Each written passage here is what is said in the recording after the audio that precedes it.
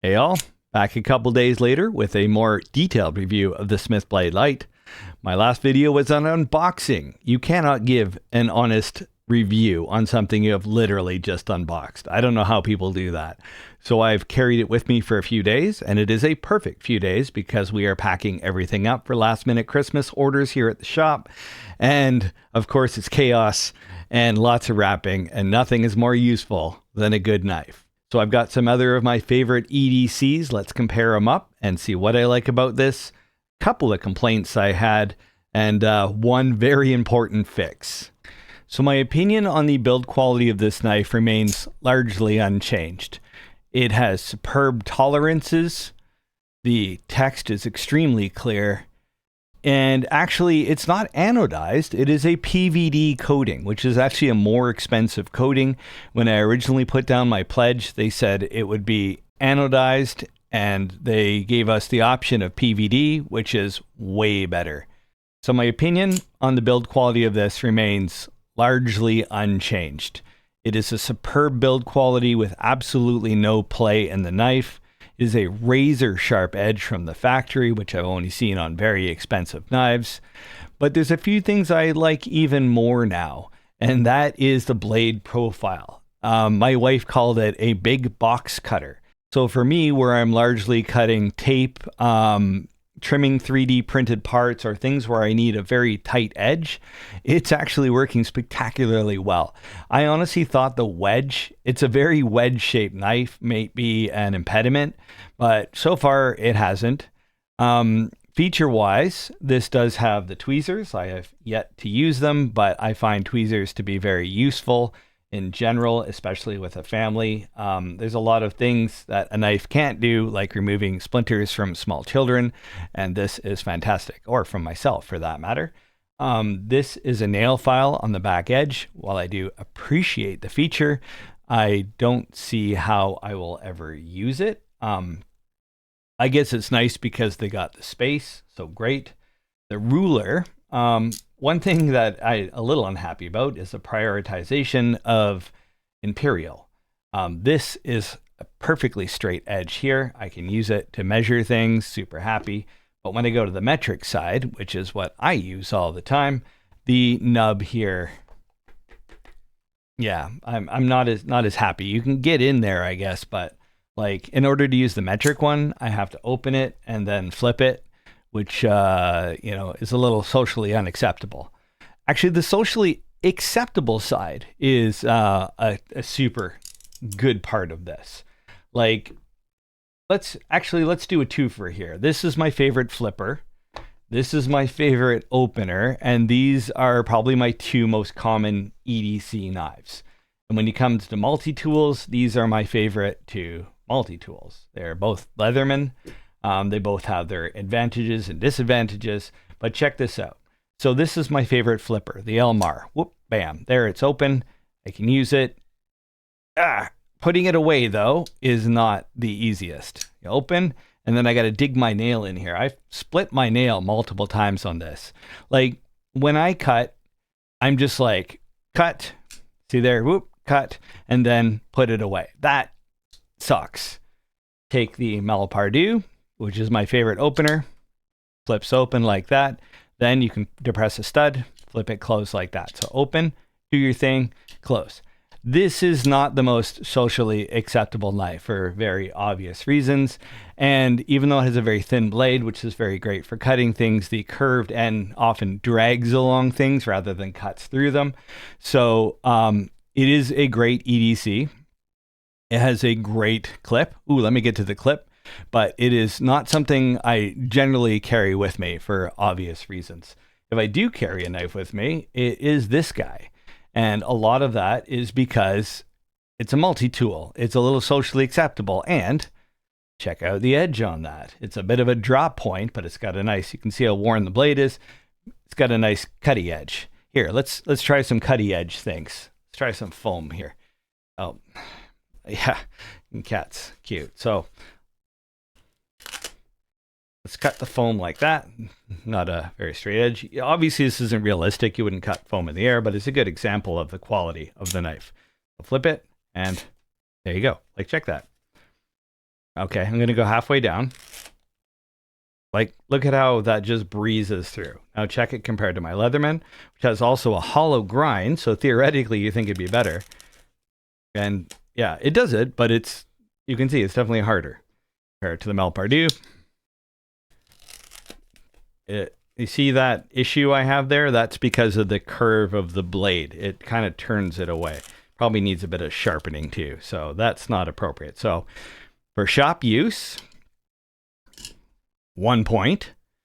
For social acceptability, especially since my wife thinks it's just a big utility knife, 2 points.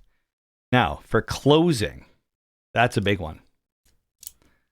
That's a bit hard to do. I'm trying not to ding the cat, but open, boom, opens every time. Now, I do find the button a bit stiff. That is definitely a point compared to the Elmar. Like, that's barely any force.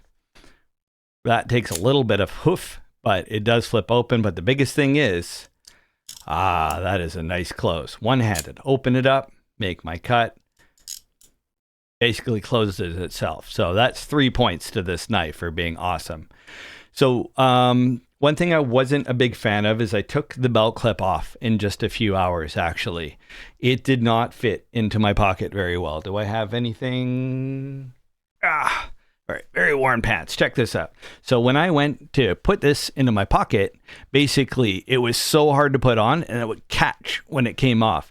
So I took this right off, but actually I need the knife accessible. So I had a bit of a catch-22 until I put it in my vise. This was very bent up and this was way bent in. So basically I bent it here to bend it out and then I bent it flatter. So this point is a little higher than that point. So that way it still slides in properly. Shaboop.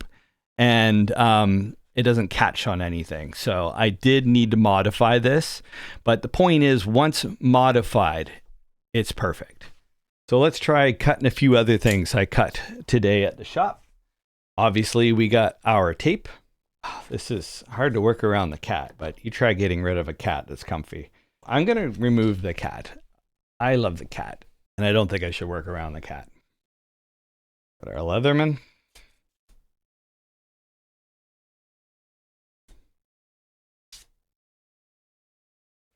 Something else I cut all the time is craft paper.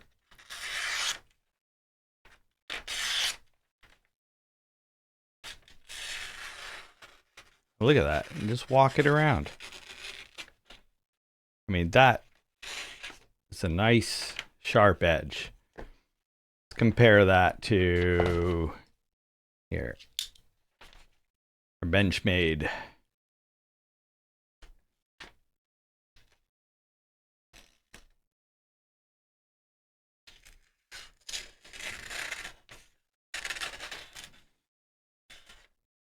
So it is advertised as an 80-gram knife.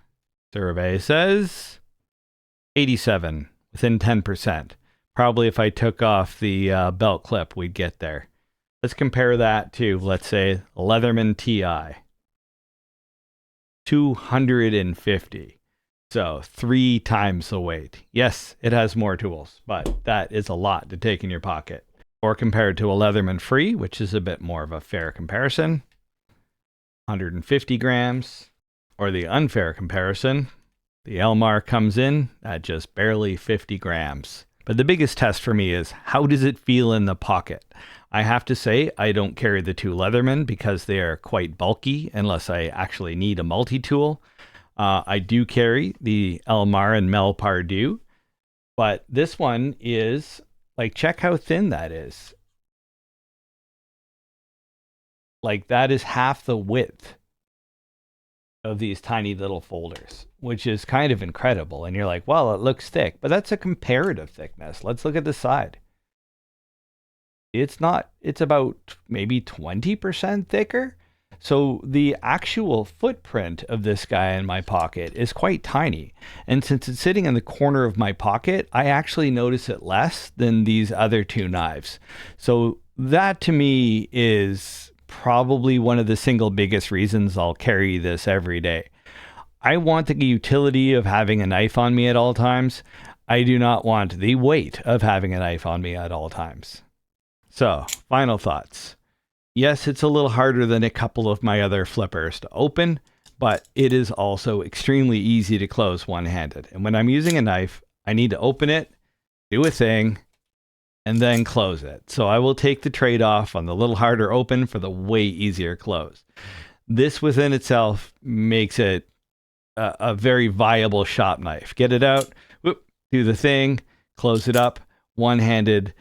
You need one-handed. Your other hand's always got something. That's why you need the knife. It's like, I got to trim some tape, I got to trim a box, open, close, one-handed, back into the pocket with its now much freer belt hook, which again, it was extremely difficult to put this into my pants when I first got it. So the modification is a must to me.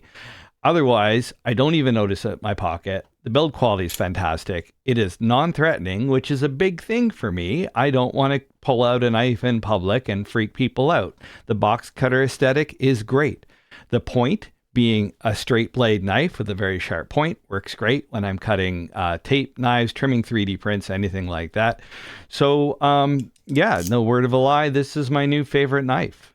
I mean, yeah, it's got the fiddle factor. My other knives don't have much of a fiddle factor. That is a thing to me as a fiddler. But the biggest thing is, will I carry it? 2 days of carrying it, it'll turn into 3, 4, 5, 6 and ongoing. So I stand by this being a fantastic knife. The more I have it, the more I like it. Hats off to the Hacksmith. Just overall an incredible design. Look at how small that is overall. It's impressive and it's different. It's just got, you know, and the ruler, it's a bit longer than the other knives, but then it's a ruler. Like, I love the fact that it's a ruler. I love the fact that it looks like a big box cutter. I love the fact that it goes clickety clicky when it opens. I love the fact I can close it one-handed. Yeah, no word of a lie.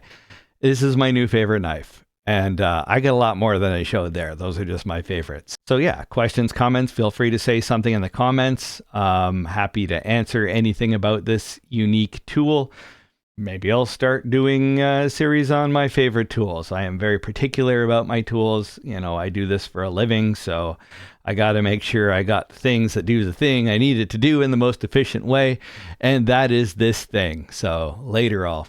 Oh yeah, and don't forget to like and subscribe if you like this. I always forget to do that. I actually made this with a foot pedal just so I could remind myself and do it on the fly, and then I just forget, you know?